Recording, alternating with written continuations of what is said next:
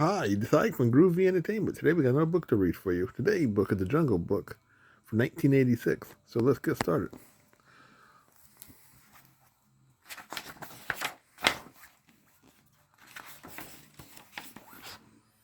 Hello, everybody. Would you like to hear a beautiful story? Here is the adventure of Mowgli, the baby boy who grew up in the jungle. You'll become acquainted with his friends, the Wolf family, who took good care of him when he was a tiny baby.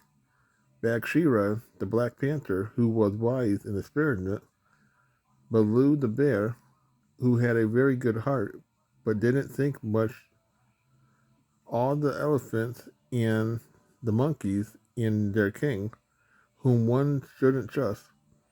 Then you meet with Khan, the python, who hypnotized his victims, and last of all, Shere Khan, the tiger, who is always hungry for man. What is going to happen to little Mowgli? So many dangers that what you find out if you turn the page.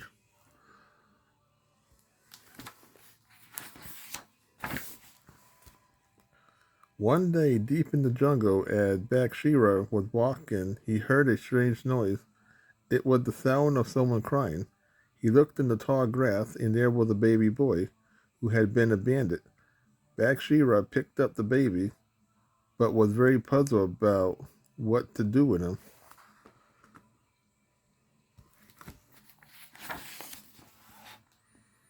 Then Bagheera remembered a wolf family that he knew. The father was hunting, and the mother wolf watched her cub playing. One more couldn't make that much difference to her. She would certainly agree to adopt this one, he thought. The little wolf cub sniffed and sniffed at the little stranger, saying, "What kind of cub is this? We'll call him Mowgli." The baby boy wasn't crying anymore, and when Mother Wolf came closer and sniffed him, he smiled. That's how Mowgli found a mother and brother and sister.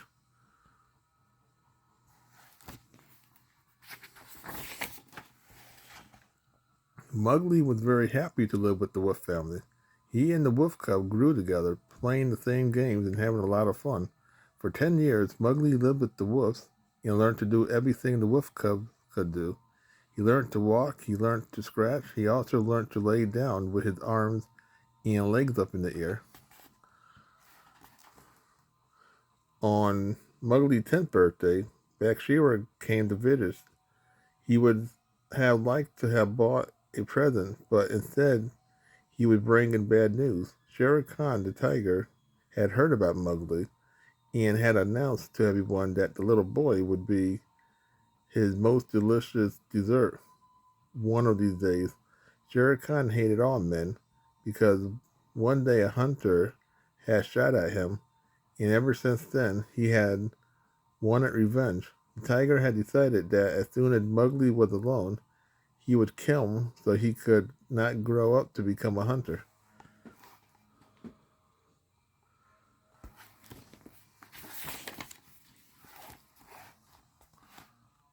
A solution had to be found quickly. When came back from the hunt, the wolf all met on a big rock. The moon was out, and they could see almost as well as in the broad daylight. Bagheera repeated what he had heard, saying, "I know this sounds very alarming, but there are grounds for many fears. Shere Khan is after Mowgli and will get him unless we act quickly. I am very sad to say that Mowgli must leave at once. He isn't safe here anymore." "Where will he go?" one of the wolves asked. "I will take him back to where he belongs, to the man village. This is the only place where he will be safe."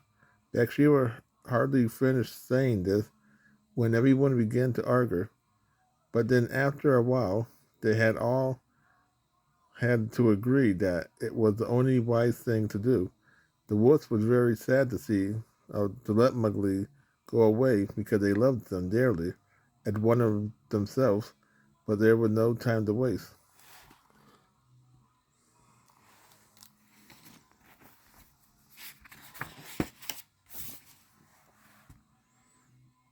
When Bakshira went to Mowgli to explain that they had to leave, Mowgli said no. I won't go. I want to stay here with my mother and father. I do not see why I should go to the village. I want to stay in the jungle. This is my home. Bakshira told him that he was quite right to want to stay with the wolves and to love them as he did. But since Shere Khan was around, everything had to change, and it was out of the question for him to say. Mowgli jumped up into a tree and was holding on to the trunk. Bakshira managed to pull the struggling and unhappy boy down, and finally both of them said goodbye to the wolves, and then parted from them. That night the wolves stayed awake, but they didn't go hunting because they was very much too sad.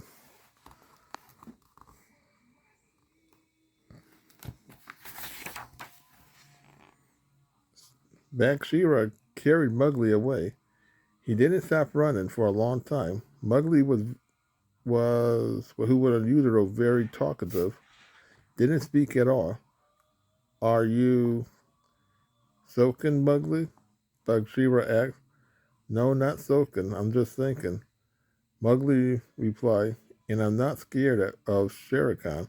Perhaps you aren't, answered Bagheera, but you should, because he won't be afraid of you unless you have a gun. Night was falling. It was getting darker and darker, and Bagheera stopped in front of a big tree. He helped Mowgli get up on a big branch.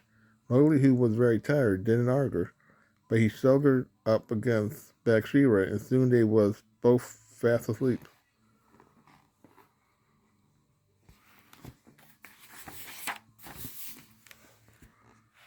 But they wasn't alone. Kay the snake was hiding in the tree. Kay pushed his head down through the leaves. Is that a boy cub that I see? Hissed Kay. Bagheera was still sleeping, and when Mowgli awoke, the first thing he saw was two round eyes staring at him through the leaves. Although Mowgli had never seen Kay, he remembered warning about the snake. He sat up. Go away, snake, shouted Mowgli, staring back at the snake. That's just what he shouldn't have done. I don't trust you, he said, beginning to get dizzy. You you can trust me, said Kay. I am your friend. He continued to stare right into Mowgli's eyes. Mowgli couldn't look away. He was under Kay's spell.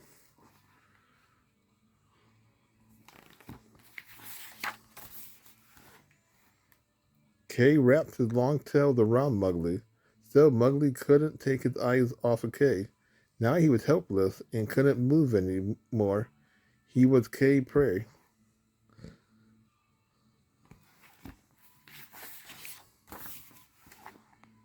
Now I have you. What a good supper, said Kay, opening his big jar, ready to devour Mowgli. Just at that moment, Bakshira, who had heard the noise, woke up.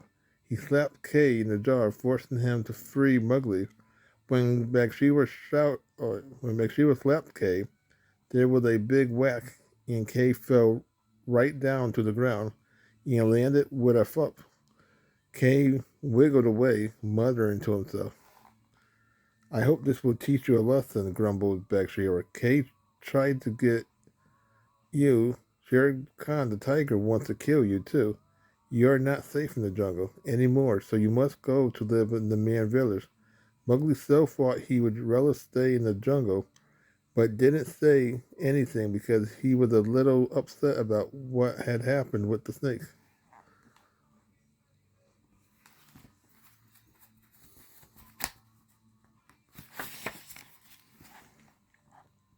The following day, Mowgli again woke up before Bagheera. He had forgotten about Kay and Shere Khan. The sun was bright and Mowgli felt like having fun. On his own, he climbed down from the tree where Bagheera was still sleeping and ran off. Suddenly, Mowgli heard a loud thumping noise. He climbed up on a branch, and just at that moment, he saw a troop of elephants marching along. Leading the way was half Halfway, who was very big and imposing. Several elephants following, and they all marched together under Halfway command, jumping in a military march.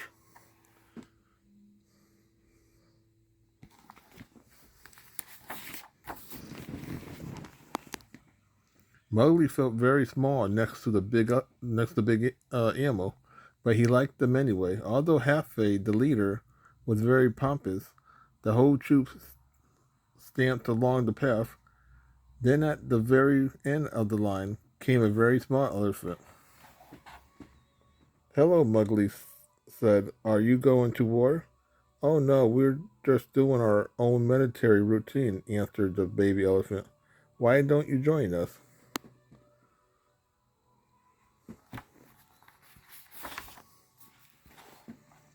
Mowgli agreed, and he immediately joined the troop. "What a shame, Mother Wolf can't see me." He thought, enjoying pretending to be a soldier. He marched on, stopped, turned, and changed direction, all at halfway command. Even with the wolf cubs, he thought he had never had such fun. Mowgli certainly couldn't compete with the elephant as far as weight was concerned, but he was much more agile and was pretty sure he made a good soldier. He and the baby elephant had a marvelous time following Halfway order. Once, as Halfway was giving out his order faster and faster, they bumped into each other and burst into laughter.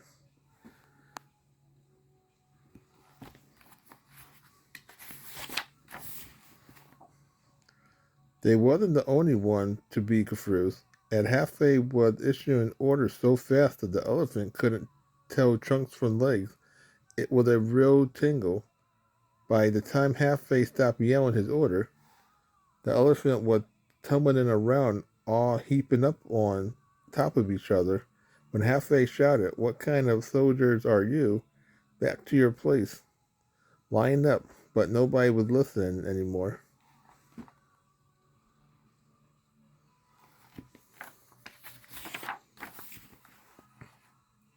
It took quite some time before the elephant was able to disentangle themselves. "He shouldn't have yelled out so many orders so fast," Mowgli whispered in the baby elephant ear. "Halfway is a big general," answered the small elephant. "He knows his troops very well, and you'll see how impossible he is when he's inspecting us." "First of all, why shouldn't he inspect us?" Mowgli asked. "I don't like being inspected.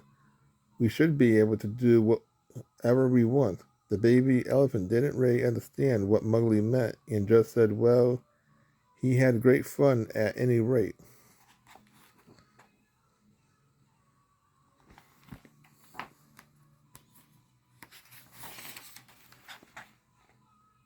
All the elephants lined up one after the other. All their trunks were pointed straight up into the sky, like trumpets, except no sound was heard. The baby elephant told Mowgli to join in. Both of them stood in line, and the baby elephant lifted his trunk too, but he couldn't reach any higher than Mowgli's head. Mowgli stood very straight, although he was embarrassed by not having a trunk. He stopped breathing to look tall, but wasn't able to hold his breath very long. "It's going to last very long?" he asked. "I'm getting tired and my muscles are getting stiff."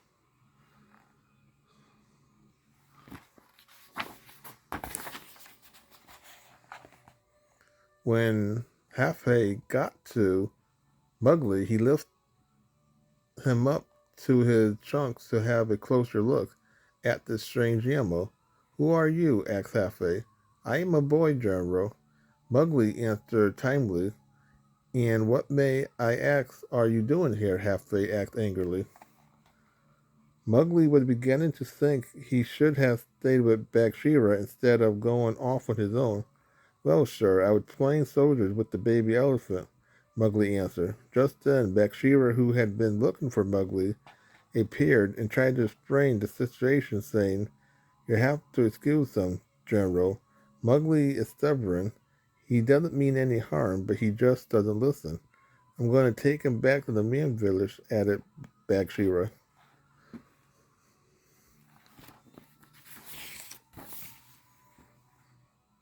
Thanks to Bagheera, Happy calmed down, and the two continued on their way. "You're lucky I got there in time, you naughty boy." Bagheera scolded. "I would have managed. I can take care of myself," Mowgli replied. "That's what you think," snorted Bagheera. "But there are a lot of things you don't know. You do have friends in the jungle, but you also have many enemies, and believe me, they are much stronger than you are." Bagheera went on. "Oh, you are boring," said Mowgli, walking away, thinking if only I could find someone to play with. Just then, Mowgli heard someone singing, "Dooby dooby dooby doo dee, the life of a bear is for me." It was Mowgli. No, it was Baloo, a big happy singing bear. Mowgli and Baloo soon became friends. "I'll teach him to growl like a bear," said Baloo, and so Mowgli learned to growl.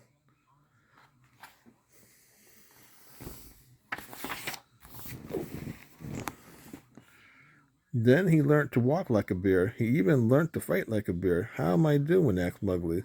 "You might wait. You make a great bear," said Baloo. Mowgli climbed up onto Baloo's back, saying, "I like traveling with you much better than Bagheera. He always tells me what to do and what not to do." "I think he probably tells you what you must do because he's afraid you'll get into trouble," answered the bear. "I know," said Mowgli. "He thinks that as soon as I'm away from him, I get in all sorts of trouble. And that's not true. I just have great fun." "I'm getting very hungry," said Baloo. "What about you?" "I'm hungry too. What is there to eat?" asked Mowgli.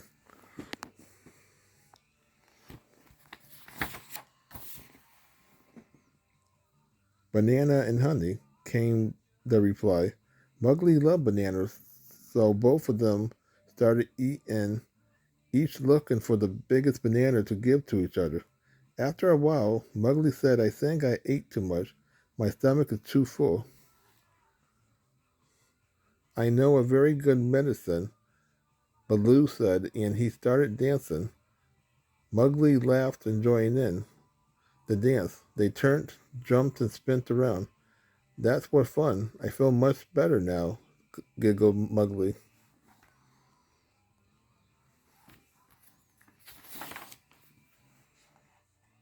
Then they sat together to get their breath back. A few minutes later, Baloo asked, "What about a boxing match?" "Great," Bashira always said. I'm a lightweight." Mowgli demonstrated by punching Baloo with his fist. Baloo hardly felt anything, but he pretended to be hurt. "You win," said Mowgli. "You win," he said. Mowgli was rather pleased with himself. "I am very strong," said Mowgli proudly. "Bashira talks a lot of nonsense. I can defend myself very well."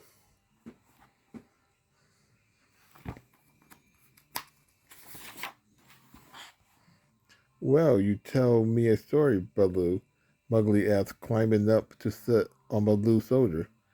They were continuing along the path when Bashira suddenly popped out of the bushes, saying, "Mowgli, you are not being very sensible. Shere Khan is nearby, looking for you, and here you are playing and not worrying about anything. You must come with me now to the man village." "I want to stay in the jungle," answered Mowgli. "Baloo will take care of me, won't you, Baloo?" he asked, holding on to Baloo. That's right, you can trust me to take care of you, said Baloo proudly. Will you please let go of my tail? I don't care. Do as you please, snapped Bagheera angrily. When you see Shere Khan, you may be sorry that you have been so stubborn. With that, the Black Panther disappeared, and Baloo and Mowgli went down to the river.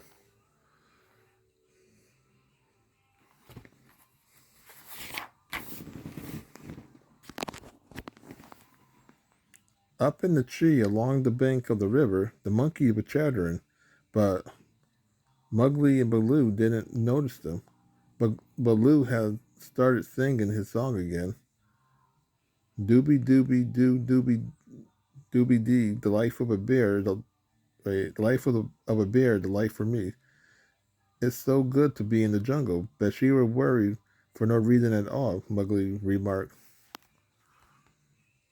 He had hardly finished the sentence when he felt two long and hairy arms grabbing him, and there he was dangling by the feet.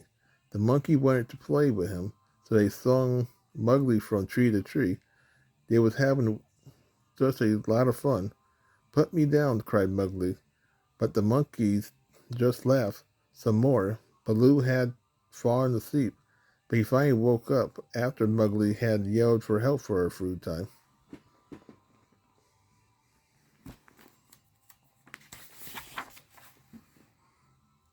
Let him alone, shouted Baloo. He, the monkey sneered. Why don't you come and get him? And they dangled Mowgli down right in front of Baloo.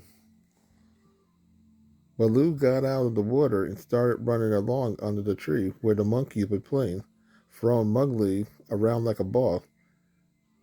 Monkey face, will you stop if I get you? You'll be sorry, Baloo threatened. But the monkeys couldn't have cared less.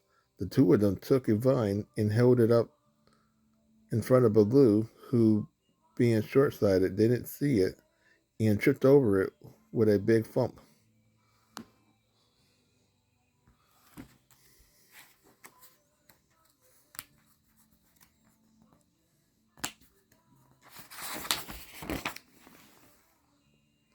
Next, all the monkeys disappeared, taking Mowgli with them, and when Baloo got up, he shouted for Mowgli. Not a sound was to be heard. My goodness, where have they taken him? Said Mowgli anxiously. It's high time that you should worry a little, Featherbrain, said Bagheera. Fortunately, he stayed nearby a in Patergan trouble. I'm sure they have taken Mowgli to their king in the old ruined city. We must go there at once. Follow me and don't make too much noise, he continued.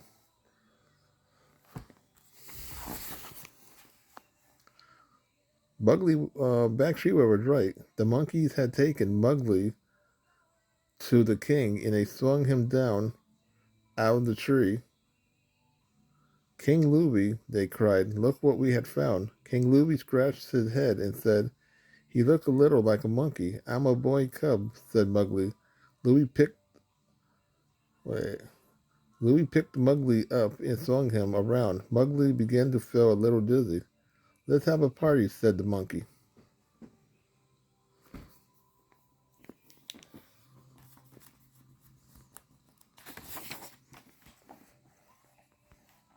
Bagheera was hiding in the bushes, watching for best time to jump out and snatch Mowgli away. When everyone started dancing, a big monkey joined the party. The big monkey was really Baloo dressed up as a monkey. He had disguised himself with the help of a coconut, and the monkey didn't recognize him, but Mowgli did. Baloo started dancing, and all the monkeys followed him, clapping their hands. King Louie was having a wonderful time. He clapped in rhythm faster and faster. Suddenly, Baloo coconut fell off, and the monkey recognized him. The bear, they shouted.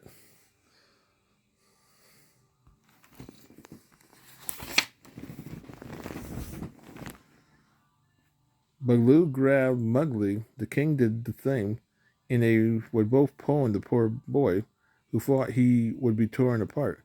Suddenly, one of the columns which the king was holding on to began crumbling away, and there was a big noise as if the whole kingdom was about to collapse. The king dropped Mowgli and rushed over to hold up the temple. Baloo, who liked to imitate, stood in place of another column, saying, "How strong are we? We are carrying a whole place on our backs."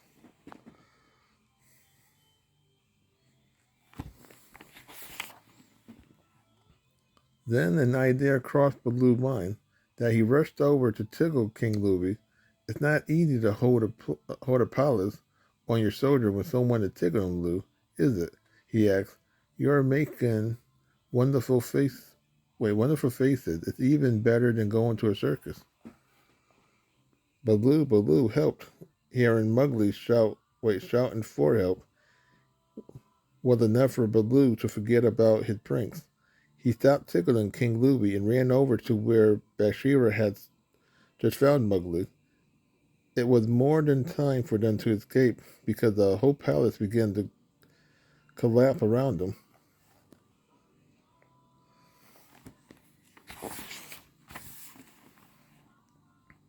When the three friends reached it safely, they sat down together. Bagheera said, "You see where all this had led to? You see where all this had led to? You are very lucky that I am always there to keep an eye on you. Now we really have to go to the man village. That's where you belong." "No, I won't live in the man village. I want to live in the jungle." Mowgli shouted, and he ran away into the jungle. He likes walking in tall grasses. If they try to make me leave the jungle, he thought, I'll stay by myself, or I'll go back to Mother Wolf. Suddenly he heard a loud hissing sound and looked down. He saw Kay the snake sluttering towards him out of the grass. "Hello, Mowgli," Kay said. "Happy to see you again."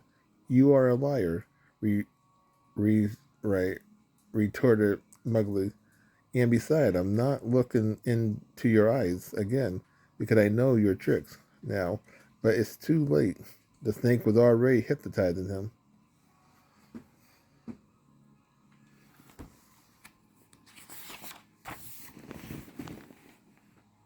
He just had time to think. Bagheera told me to watch out for the snake, and then he couldn't think anymore. He was getting dizzier and dizzier as if he was falling asleep, and his eyes wide open. Kay was hissing and beginning to quarter around Mowgli. "This time you won't run away from me." Shere Khan thought he was going to be the one who ate you.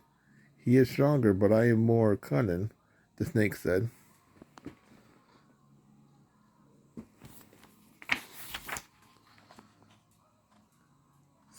"Talking about me," said a voice. Kay, who was startling that he almost dropped Mowgli, and there was Shere Khan himself. "No, no, I was talking to myself. Nice day, isn't it?" replied the snake. "Don't try to change the subject." "Why don't you show me what's hiding in your tail?" demanded Shere Khan. "Me hiding something from you? I wouldn't dream of hiding anything from you," like Kay said. He began to uncoil himself and tried to hide Mowgli in the tip of his tail. "I heard that the boy cub who lives with is now in the man village," he added. Whack! The strong paw of Shere Khan hit Kay right on the head. Mowgli, who had almost suffocated, dropped to the ground and began running as fast as he could.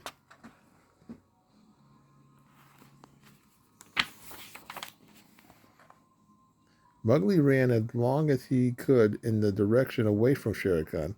Then the jungle suddenly seemed very dark. Mowgli saw wings and lots of long beaks as a flight of vultures landed just in front of him. Mowgli sat very still on the rocks, wondering what was going to happen to him next. He heard bad things about vultures. For the moment, they didn't look as if they meant any harm to him. "Hello, Mowgli. Pleased to meet you." one of the vultures said. We saw you several times when you would what?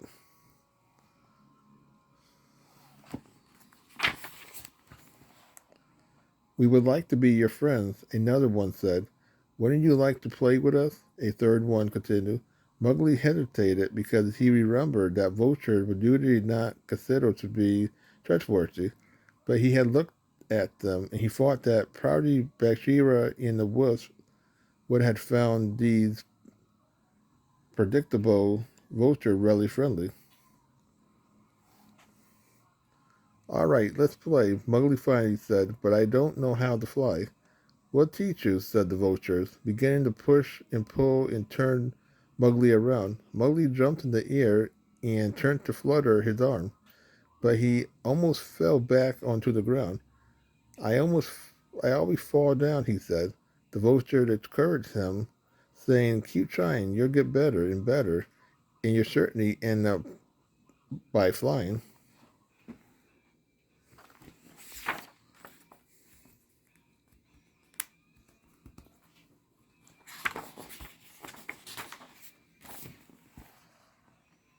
While Mowgli was making unsuccessful attempts to fly, Shere Khan had followed his tracks and was observing the scene, thinking to himself, stupid boy cub who thinks he is a bird. He is leaping out of the bushes with a big roar.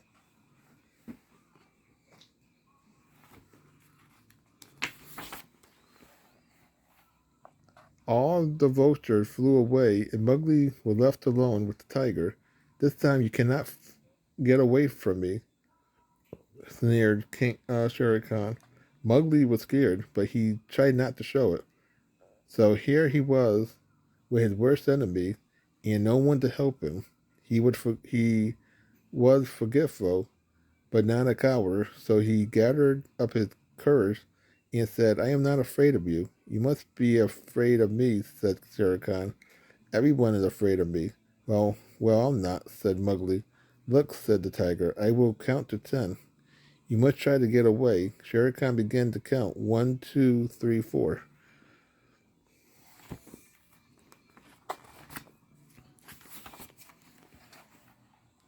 "Get ready, Mowgli!" shouted one vulture. "Run, run quickly!" And another, but Mowgli knew that Shere Khan could not run so fast. Knew that Shere Khan could run so fast that he had to try to escape. He wouldn't. He would very soon be caught. Instead, he grabbed a branch and decided that he would fight, even if he didn't stand much of a chance with the tiger. The tiger, furious to see the little boy standing up to him, gave a loud roar and showed his big claws.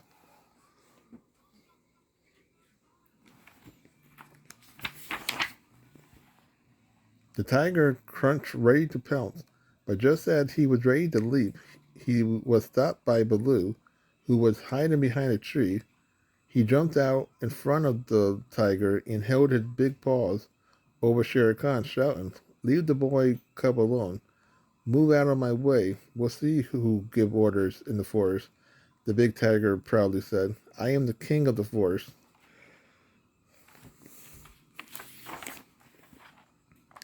Baloo grabbed Shere Khan's tail and held on so that he couldn't move. "Run, Mowgli, run!" Baloo yelled. Mowgli started running, and he could still feel Shere Khan's hot breath on his neck. The sky was very dark, and a black cloud was mounting up over the jungle. Suddenly, there was a big flash of lightning and a loud clap of thunder. Mowgli had the feeling he was being followed anymore. Or he wasn't being followed anymore. He climbed up on a tree and tried to catch his breath.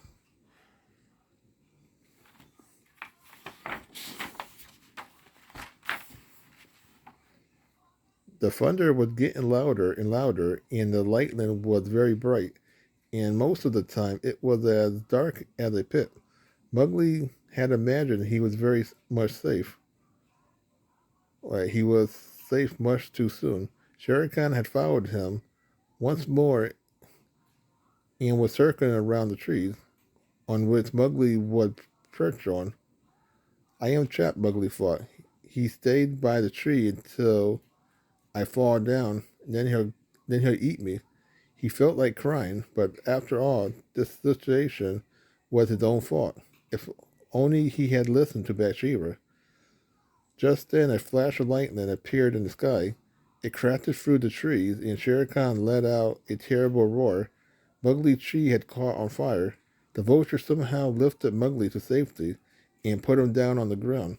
Mowgli immediately saw that Shere Khan was scared of the fire, so he picked up a burning branch and held it in front of himself.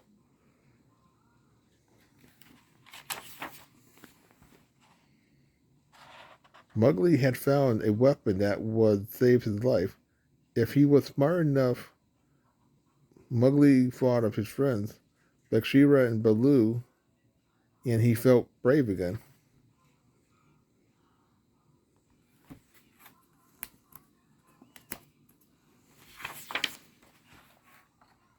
Shere Khan was watching Mowgli and slowly approached the boy. His eyes burnt with greed.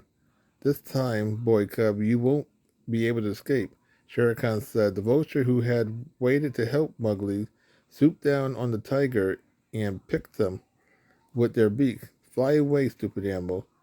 I'll tear you to pieces," roared Shere Khan. Meanwhile, Mowgli had an opportunity to carry his plans.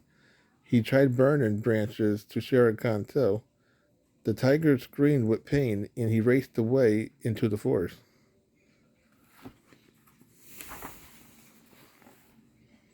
Mowgli sighed with relief.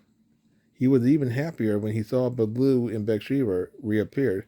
He told them what had happened when they was both very proud of Mowgli. All three was tired, so they looked for a place to recover for the day adventure. As soon as they had found one, they all fell soundly asleep.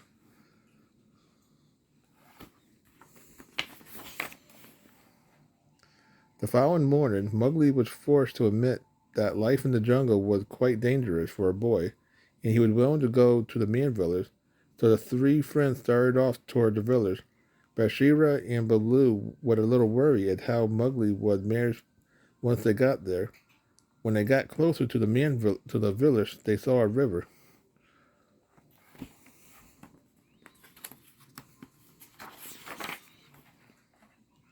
They heard someone singing. They creeped closer. Just behind the branches was a young girl getting some water. "This is a girl cub," Bagheera informed the other. "She looks like me," agreed Mowgli. "Maybe I will live here for a while." He had never seen such a nice creature. Mowgli looked at Bagheera. "Go ahead, Mowgli," said the wise Black Panther.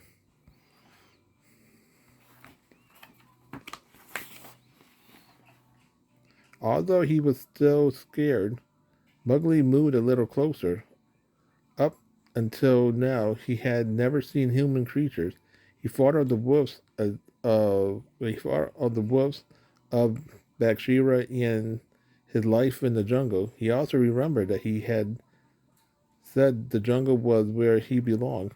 But for the first time in his life, he knew he too was a human being. He looked again at his friends and smiled at them. Then he turned back and saw the young girl's face, reflection in the water. When he stepped forward, she heard the noise. She turned towards him. She wasn't afraid when she saw him. In fact, she smiled at him and asked him, "What is your name? I had never seen you before."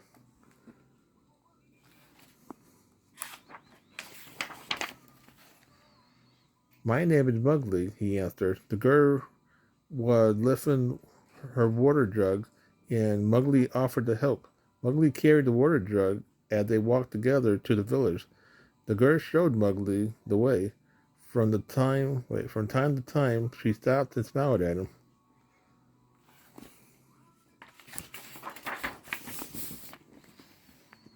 "I think Mowgli will stay in the man village," said Bagheera. "Yes," agreed Baloo. "But I think he would have made a great bear anyway." The two friends went back together to the jungle, where they belonged, and that is where Mowgli's story ended. So that was the Jungle Book for 1986. So if you like, subscribe, share, and comment, have a groovy day. But another video coming out real soon.